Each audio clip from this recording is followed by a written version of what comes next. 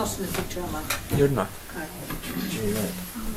Say back in the drum as well, another British. Back in. So are we ready? Are we? We're rolling. Yes. Attention please. I want to talk tonight about holy tradition and the importance of continuity. Can't express that so much, too much I should say, because continuity gives us, teaches us spiritual sensitivity. Continuity, предложение. And I think it's continuity tate. Something like that. The reason I want to talk about it is because sometimes in Orthodox circles people talk about church renewal. And Elder Paisi's answer to that is that if you have piety and good sense, there's no need for renewal. In other words, we have everything. We have the completeness of faith, the completeness of the church. There is nothing extra to add. And in fact, we should be thinking more about continuity. There are many people outside of the church who are looking for continuity in the Christian faith, and that's why they're exploring. And so if they come to orthodoxy, what are they going to find?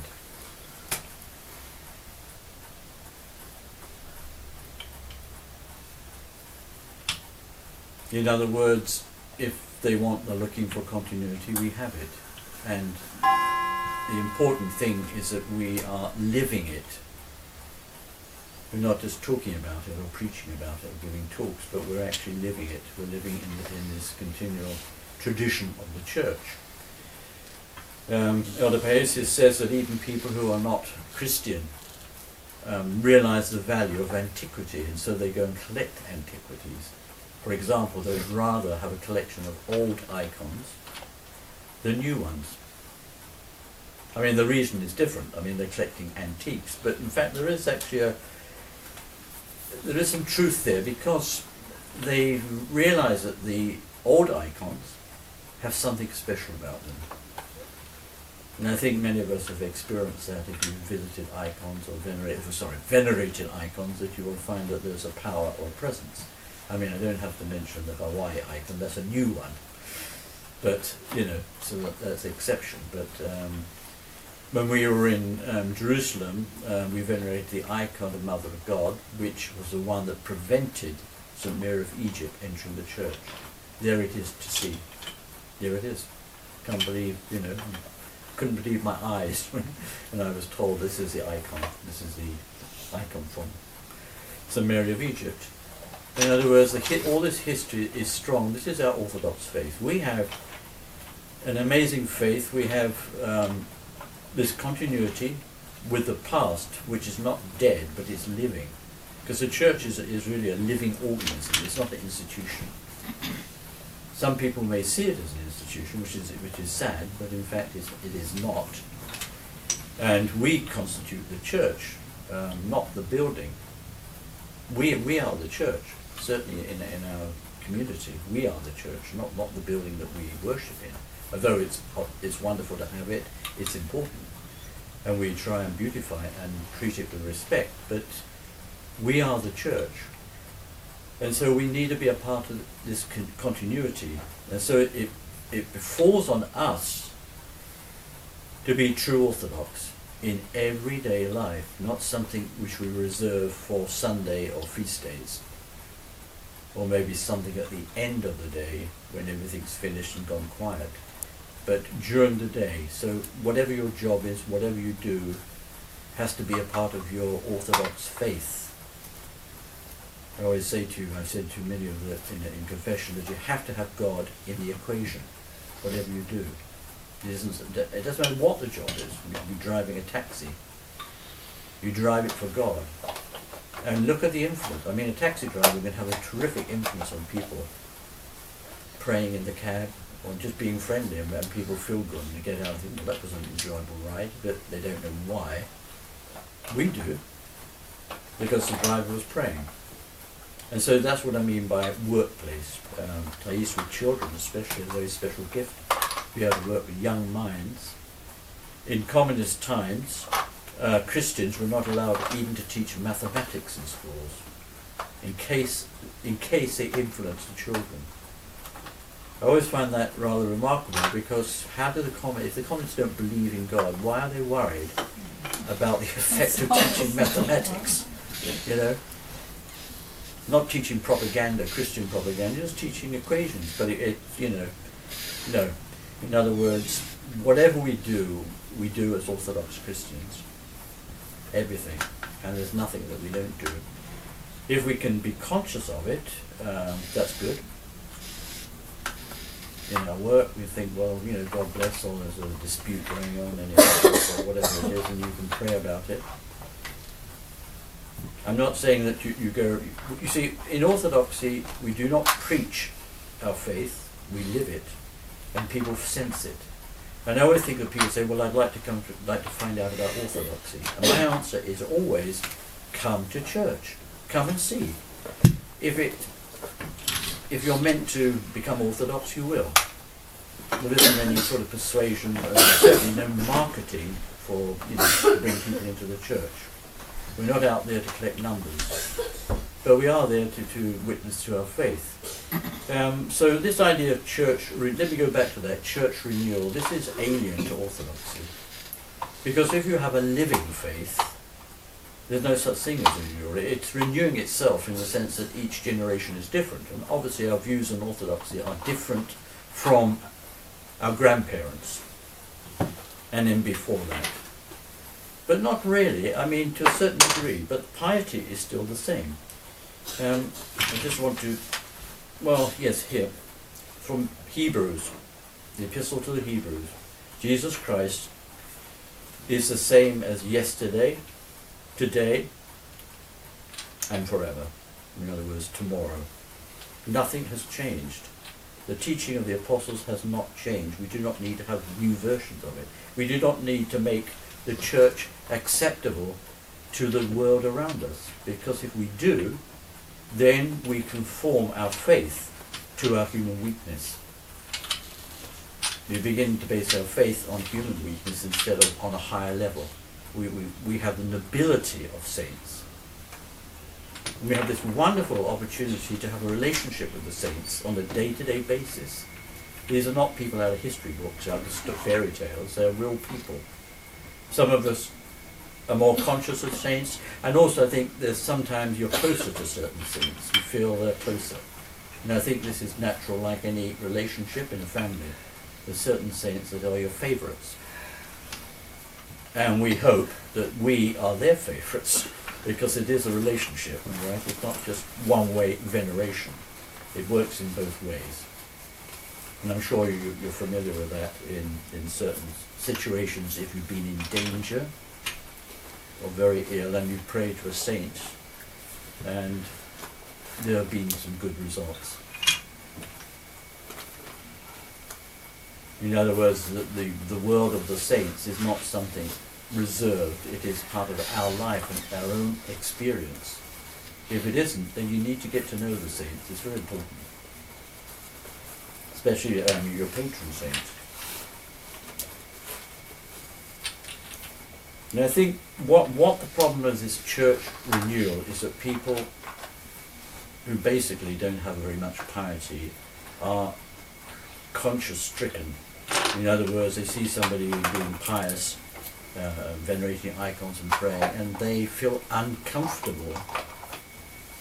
I'm talking about Orthodox, I'm not talking about non-Orthodox. Orthodox, they feel uncomfortable, so they want to change the rules because they can't cope with it. There was a meeting, well, there have been several meetings over the years to change the rules of fasting in the church. I think the first one was in 1986. Conference of bishops in Geneva, Orthodox bishops, said, well, fasting is too difficult. This 7 weeks for Veliki Post, for Great Lent, and then the Nativity fast. How do you expect people to be fasting for 4 weeks before Nativity? And the answer to that is, if you're sick, you don't fast. if you break the fast, you say, I'm sorry. God's not going to strike you down dead because you broke the fast. In other words, we don't change the rules because we can't keep them. We ask for forgiveness and we carry on. And if we're ill, we don't fast. End of story. But the people that want to change the rules do not fast anyway. This is the problem. They don't keep the fast. They're not interested. So they want to feel their conscience will be good if the church says, okay, 2 weeks fast for nativity. Phew, that's a relief. Great Lent, a weekly post. Well, oh, I don't know. Maybe we could do 4 weeks, you know. What for? What's this about? It's the same with the services. It's exactly the same. The services are too long, so people get bored. People get bored in church, including the priests, when they don't concentrate on praying. We all get bored in church in the sense that we dream, yeah? Because it takes, you know, we've come out of a busy world with noise all the time, and we're going into somewhere quiet. And, you know, and the moment we do that, then we change physiologically, I think, biologically. We change inside, and the whole mechanisms are different, and some of us benefit and some of us suffer from it. Okay, but it's our podvig, it's our spiritual effort that we have to make. So yes, church can be certainly distracting. That's why we have to bring ourselves back again. I don't think anybody can concentrate in church for the whole liturgy. Maybe you can. It's very different. Yeah? It's worse for me because I will go on to automatic pilot. In other words, I'm so used to reading prayers that it's very difficult to concentrate, and you know. So we're all struggling. So should we make the services shorter so we don't have to have this problem? In some churches, they don't read the hours before liturgy. I think that's sad, because I think you need the hours in order to wind down. You're coming into church, you're buying a philosopher, you're lighting a candle, somebody's reading psalms. This helps us to get in the mood for prayer. That's not the reason why we do it, but this, I think it's to be, you know, practical. That's how it affects us. And to hear the psalms being read while you're going to Easter bed. To me, that's very, very important, and not to have that because it's a bit too long. And not to read the post-communion prayers after communion. We should read them, but also it's a sort of sending us back into the world again. It's sending us, and it's important.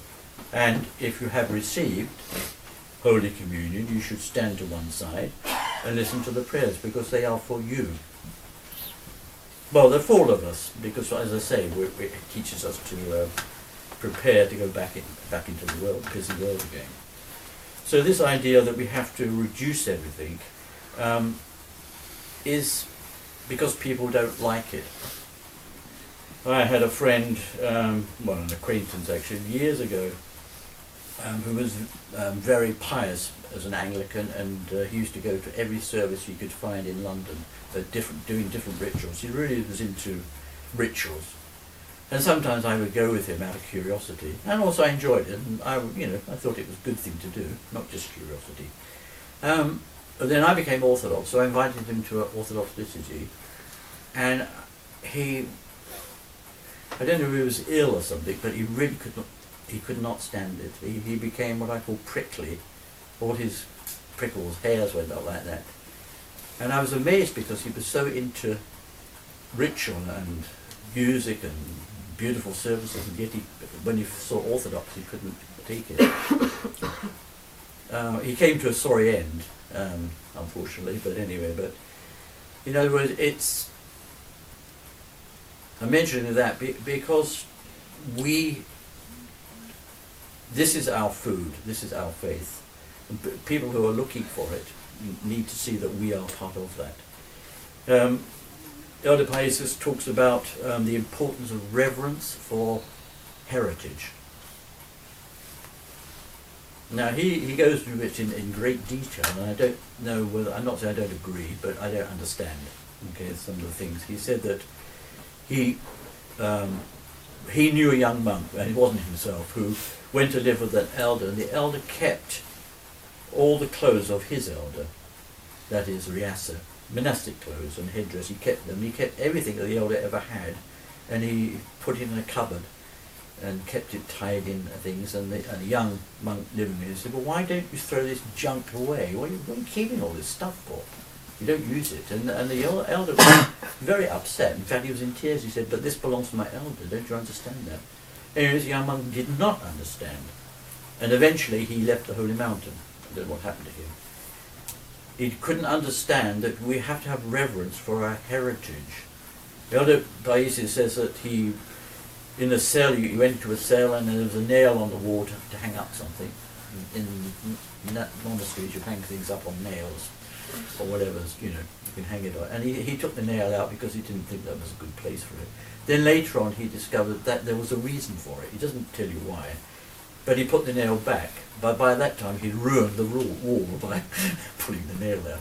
He said, "Leave it alone." He says, "You go to somewhere new which you do not belong to. You just go and you might be able to change things later." And I think this is inside our brains as well. We go to a new church and we want everything to be according to how we think it should be. We should go and accept as it is, and especially as it is traditional. I'm not talking about a modernist church, I'm talking about traditional, orthodox. You wouldn't go to a monastery, you wouldn't go to some of the great monasteries and start wanting to change all the furniture and things around because you thought, "I've got a better idea." You accept this is what has been handed on. This is very important. It's called our heritage. And we ourselves have to leave a good heritage behind us. In other words, for our children. So that they have reverence for what we did and our grandparents, and then they can carry on this continuity. I'm coming back to the idea of holy tradition. Orthodox tradition, which is continuity. This is the way we do things. And instead of wanting to throw everything away and clean up, as it were, we need to be a little bit more thoughtful about what preceded before and the reverence of what people did. I've thinking about that in the sense of some terrible icons I've seen. I've had to serve in front of some awful icons, and somebody said to me, "Yes, it's what the people are used to, and they've been praying for these icons for years. And although I don't like them, or didn't like them, one sometimes has to let that go. Now that's the sort of an exception. In other words, there was a piety. And the church, when I was in Berlin, there was a church, house church, very, very simple, but as somebody said to me, these walls have been full of prayer. People prayed here. They were Ostarbeiter, in other words, slave labour brought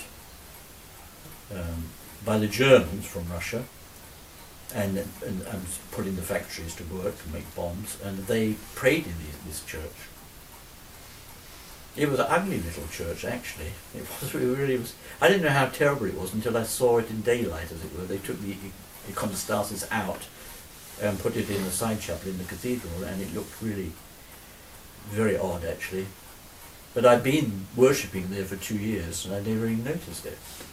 The reason I didn't notice it, because I was new, and I didn't know anything. That's a wonderful state to be in, and to be ignorant and not to know, so you can't start complaining and criticising. But this church, the walls were full of prayer. Eventually they demolished it and built a car park, a parking lot. It was a dilapidated house. It was condemned, but there was still a little Orthodox sign, and they told me that the babushki, when they knocked the building down, they stood there watching and crossed themselves as they demolished it. They were like praying. That was the end of an era, because they'd been through the war. And a lot of history attached to it. So that's what I mean. It's part of our heritage. We should have reverence for things. The Holy Paisius said that there was a monk who was a very fine singer, chanter, Byzantine, singer, very good, and he started singing something, and the elder said to him, "What are you singing?" He said, "Well, I'm singing this hymn by Petros Peloponnese. Is the name of, and he said, well, it doesn't sound anything like it. He said, oh no. He said, well, I changed bits of it because I thought this would be better. He says, if you want to write a hymn, but do not change somebody else's words or. Yeah, no, because this is what we do. This is what we sing. Who are you to do this? Yeah, write a hymn if you want to, but don't change somebody else's. Now, for us here in the States, it's different because we have to adapt music to our language. That's a different issue. So you may have to modify something in order to make it make sense. Yeah. But we should not bring it, have renewal of music. We can write modern music with a blessing. Why not? The same with icons. Somebody gives you an icon, old icon, and said, well, can you, restore it? You get out a tin of paint, because you've just been painting the house, and say, oh yeah, I could do that, splash, splash. Any art critic would be shocked, doing that to a precious icon. So what's the difference between changing services or chopping a bit? This is, this painting by Rubens is too long. Let's cut a bit off. Actually, they do that, don't they, for photographs, actually. That's one of my Naturalist complaints, is that they chopped off a bit of a painting to show in a book. There's a Greek word for tradition is parorthosis. No, parathosis. And another word which sounds the same is paravasis. Paravasis,